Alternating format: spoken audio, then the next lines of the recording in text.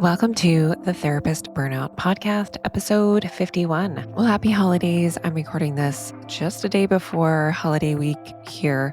So, for my folks who are celebrating Christmas and Hanukkah, happy holidays to you, as well as any other holidays. Boxing Day in Canada, I'm looking at my calendar to try to grab all the holidays. I just remember over the years celebrating both Christmas and Hanukkah. And so I really love all the traditions from both holidays. And yeah, so I'm I saw a meme on Instagram or something, and the meme was all I want for Christmas is some rest, some effing rest. I still don't know if you guys like cussing on the podcast. We shall see. Although I'm going to do a little bit today because I'm finishing up the series that we have been on in the month of December of the reasons why it's hard for you to make change. And I know December is not a month where we typically put changes in place because we're really just grasping for straws, right? We're trying to get through the holidays. Everyone is stressed out if you're a therapist, and cancellations are all over the place. This last week was really chaotic for me. And so I was feeling all of that.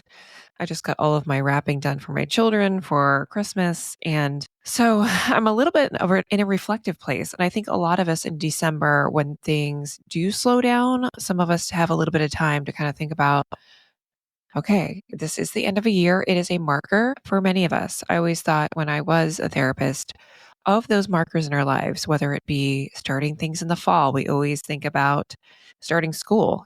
For my kids now, I think about the start of a year when a school year starts. But for many years, I have 4 degrees in psychology. I was starting school. And so I think it's just primed in our brains to think of starting new things in September, in January, and also thinking about what didn't go so well. So I think the theme of this episode is what was the story of 2024 for you? And I think pausing to take some time to think about what your story was over the course of this year is what I'd like to do today. And I think one of the reasons it's going to highlight that it's hard for us to change is because we can be an utter asshole to ourselves. So I find that my job as a coach with therapists is to help you stop being an asshole. I should have added the caveat at the top of this episode. I'm going to do a little cussing. So if you have little ones around, pop in your earbuds because the word just drives it home. I can't use any other word. And when I say it on the calls with my clients, they smile, they get it because we have human brains that want to just tell us the worst things possible about ourselves and about our situations. So I'd like to think through what are the stories you're telling yourself over the course of this year. There were lots of things this year that went really well for me. So I started podcasting more regularly. I think before, I don't know, June, I started podcasting regularly. I really was kind of like, I don't know who is listening to this. Podcasting is weird, y'all. It's like you're talking, I'm sitting here at my desk, I'm talking into a microphone. Often it feels like you're talking to the void. And so I think the story my brain wants to make around that is that no one's listening, it's not important. And I just felt like I want to build the habit of podcasting weekly. No matter what is going on in my life, I want to show up that way. And I did that. There was only 1 week that I took off when my poor puppy passed away. And I feel fine about that. I feel fine to let myself to give him permission to take that week off.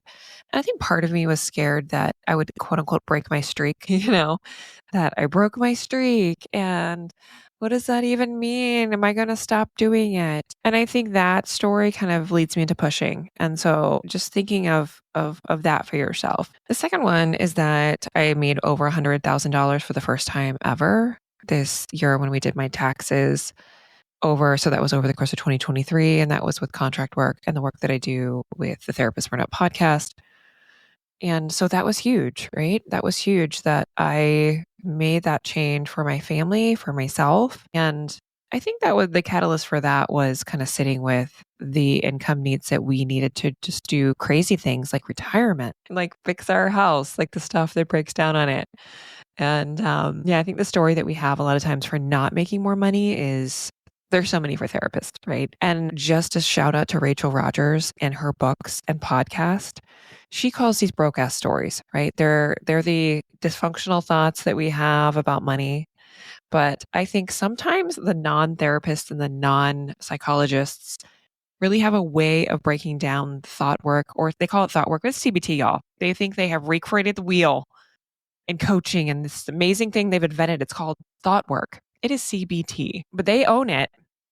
And I feel like sometimes I'm like, wow, I really like the way they put that. And it really makes it sticky. But she talks about, she coaches on money, right? So she talks about broke ass stories. And what is the broke ass story that you're telling yourself that's keeping you at the current level of income that you are at currently? Such as all the things I told myself, right? That I can't have a full fee practice. I could have made that work if I wasn't so burnt out, honestly. So for therapists that are thinking about launching into private practice, if you can fix your broke ass stories, you could do it. And it's a great business model. It does require marketing. So I was on a consult call this week and someone was like, I just do not want to do marketing. I don't want to put myself out there. And a lot of therapists don't. They just feel like it's something they cannot do. Their nervous system is not prepared for that. Then don't do it. That's not for you. Okay. Maybe it is working a job. I actually like marketing now, but I didn't before because I was scared to put myself out there. I've gotten over that after 3 years of podcasting. That's all it took. 3 years, of putting myself out there. Okay. So I talked in this year in the summer, I had a whole money series. So that starts with episode 21, 24. And so specifically episode 22 on the podcast, I talked about therapist money scripts and how we can move away from money shame. And I think, partly inspired as well by Rachel Rogers' broke ass stories. I think some of the broke ass stories that I have around coaching is that, people aren't going to see the value. Therapists don't have money. How are they going to want to pay for coaching? And so I really had to sell myself on the work that I do. And this is important for you, therapist, because I think a lot of times we undervalue our services. What is the value of the service you're providing? It is infinite. I cannot place a value on when I was a therapist, helping someone overcome horrific trauma and no longer feel distress in their body. I was an EMDR therapist. And it's just so easy to remember the toughest sessions, the sessions where you feel like you're failing, that you don't know what you're doing. We forget the ones where our clients tell us, you've changed my life. I don't know how I would have gotten over this without you. I will always remember you. There's no value we can place on that in someone's life. And I know that I've had that impact in therapy for my clients. And I know that I've had that impact on my coaching clients now. I know the value of that. And so sometimes you have to sell yourself on the value of what you're providing. While there is a cost that we need to think about, right? It's an infinite, like we can't really put a value on it, but we have to feel like, okay, like what is market value? What does the market dictate of how much we can charge? There is a limit on that. So it's not like I'm going to charge $1 million or I think I can charge $300 for therapy. I don't think most therapists can charge that. I just don't. I think therapists can at least charge $150 per session. Yes, I can. And upwards of that, if you have a really specific niche, yeah, you could totally do that. I think that, I hate charge your worth. It's so cringy. Charge your worth. You are worth so much. And we see that a lot in the marketing space. Your worth is infinite. Our client's worth is infinite, no matter how much money they have. And for you, therapist, if you can't see me for one-to-one coaching, your worth is infinite. And I don't think any difference about that about people. So I think really digging into the broke ass stories. What are the things you're telling yourself about money? Because every therapist I work with, there is an element of money that comes up. So listen back to that series. I think I will not re-record. I'm going to have like a money series again in 2025, just because it's so important. It's one of the issues that I just have to work on with therapists. And I also have a free money guide. So I'm going to drop that link in the show notes. So if you have no idea what to do next and no idea how to make more money and you can't do therapy, that is the focus of this guide. It's not on multiple streams of income, how you can launch your own coaching business. I don't do that. This is about like, I need more money because I can't do more therapy. This is that guide. And then I've curated my episodes that you'll get little emails from me that kind of will kind of walk you on the journey of things you need to think about. So took a lot of time to put that together for y'all, and it's free, 100% free. So take that up. My gift to you. One of the biggest things that the therapists tell me is that they have no idea what else they can do besides one-to-one therapy. They are searching for the thing. What is going to be the thing that's going to like rescue me? Or where's my escape hatch? Is there, is it charging full fees? Is it finding another job that can work? Is it finding a bridge job? I talk a lot about getting a bridge job. I'm just going to do a whole episode when I redo my career series. Also, that's coming 2020. I hope to have a guest on that is maybe a career. I am a certified career coach, but also someone who maybe has that more by their training and maybe has pivoted. The only people I have on my podcast are people with a burnout story. So anyone listening to this, I get so many pitches for people wanting to come on the podcast. And I'm like, I love that you have all this expertise in IFS and LMNOP and this and that and the third. But you have to have a burnout story to come on this podcast. That is the number one qualification. And it's actually more work for me to do interviews. I just can turn on the mic really easily and hopefully you like hearing my babbling because that's what's easiest for me to do. So yeah. So I think this question that you're asking yourself or asking the universe or asking all the people in your life, what else can I do besides one-to-one? I can't do this anymore, or at least I can't do it in a way. I need to cut down my hours drastically, like in half or more. I think the quickest way to do that is to find a bridge job. That's just the quickest way to do it. That's what I've seen from other therapists. And if you have ability, so I've worked with several people who they really have the ability financially to take a break. That is like my number one recommendation. You are burnout. You can't do this work anymore. Take a break and give yourself the gift, the blessing of time to do it. I've talked about this a number of times from the South originally. And I think of this woman in a store, my mom was paying for something for me. And I was like, Mom, don't get that. Come on, I'm 44. And this woman is like, don't steal her blessing. So I want you to see, do I have support? Can I take a break? Then let's do that. If you don't, I didn't have that I wish I could have taken a break, but I didn't have that available to me. I needed to make some money. I couldn't just take time off. I've done that before and I didn't have the money to do it, but I did ask. Actually, yeah, I'll go back to that. So when my son was born, my first child, he had heart surgery and I was supposed to go back to my agency job. And that wasn't from burnout. That was really from a traumatic situation, a traumatic event that occurred, a traumatic birth experience, right? And I was having a lot of mental health symptoms. I had a postpartum anxiety and I really struggled and I couldn't go back to work. I couldn't leave my baby. And so that's what actually caused me to launch my practice when I launched in 2013. Yeah, I launched my practice in 2013. So I was open about, is that right? 2014. So yeah, I launched it, 10 years ago. That makes more sense. And I couldn't go back to my agency job. So I started a private practice. I think that's why it was so hard because I felt like I had postpartum anxiety. I figured out how to launch a practice. It was messy and I lost so much money, but I did it. And I'm so proud of myself. I can see her now with so much love. And so I think a lot of times we don't think of our former selves with compassion. Like we just kind of judge our choices. Why did I go into therapy? Why did I launch this private practice? Why did I make the choices I did? It's ended up in burnout and depression and all these things. But also just like the resilience that it took to do some of the things that we've done is remarkable. And I think we have to celebrate that. So if you can't take a break, take a break. I took a break when that little heart baby was born. So he was born in September and I went back to work probably the next March. And I just saw clients like 1 day a week. Actually, I did have some part-time work teaching adjunct as well. So I did have a little bit of money coming in, not a lot. Yeah. So if you can take a break, take a break.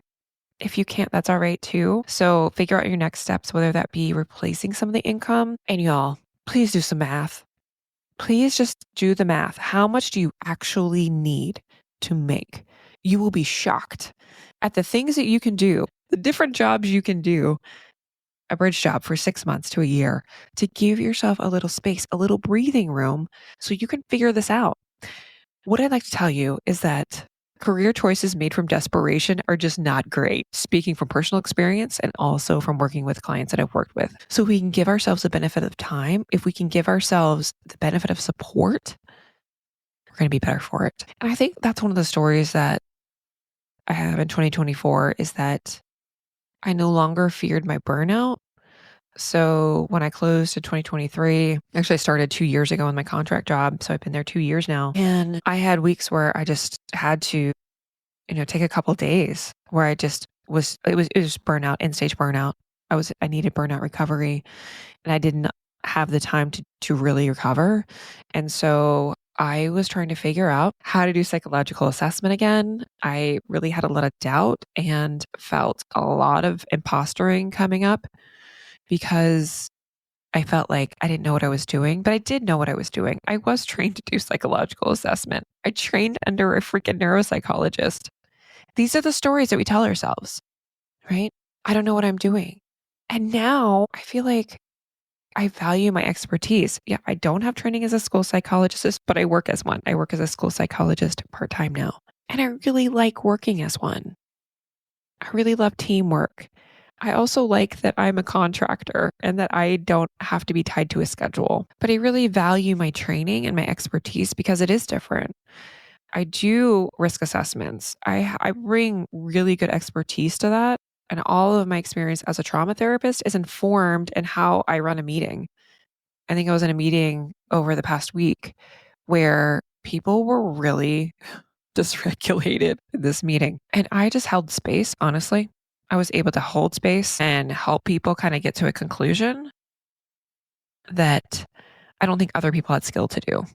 And so I really think through that level of skill that I have is inherent to our training, to the experiences that I have. For you therapists, I'd like you to think through like all the skills you have. It can be applied to something else. And you can even learn to love it and become passionate about it. Even though there's parts of like contract, I don't love writing a ton, but I've gotten to be a better writer through this. Also through posting on LinkedIn. Let's just go to that. So yeah, a lot of you have found me through my posts on LinkedIn. And I think for a long time, I've always kind of held that belief that I'm not a great writer. I just get by. But a lot of people have commented on my writing on LinkedIn, specifically on my posts, and feel like it's authentic, that I really get how they're feeling as therapists. So if you're not on LinkedIn, you should be over there because that's where I post. So I'm Dr. Jennifer Blanchett with two T's and an E. And a lot of people I've talked to from consult calls have come from there. So I've had a lot of conversations with therapists. And there's also stories there, right? So I've had a lot of consult calls. I was trying to add them up to see how many consult calls I've had, but it's been at least 30, 40 consult calls. And part of me was salty about that when I first started, doing a coaching business. I was like, consult calls. I also felt this way as a therapist to get on consult calls because a lot of times people, wouldn't come on the consult call, or they would no show on me, or they weren't a great fit. It's also my time, right? I tend to see my time as money. And so I really had to kind of get out of that habit of just showing up the same way for every call and really holding the space I needed to hold for the person on the consult call as a gift. Like, this is a service to you. This is a service to other therapists that I'm doing. And I know people have gotten a lot out of just the consult call. And so I see this as like good energy of putting into the world, but also understanding like your pain and what people are struggling with has been helpful to me as a future direction of where I want to go with this podcast, and also just in the work that I want to do with my therapist clients. So I want you to think for yourself, what has been your story of 2024? Take some time to just reflect on that. I will have you think about that. Maybe pause the podcast. If you're driving, just kind of make a mental note to write something down about this. What's your story been? I would encourage you to just really write it out, beginning, middle to end.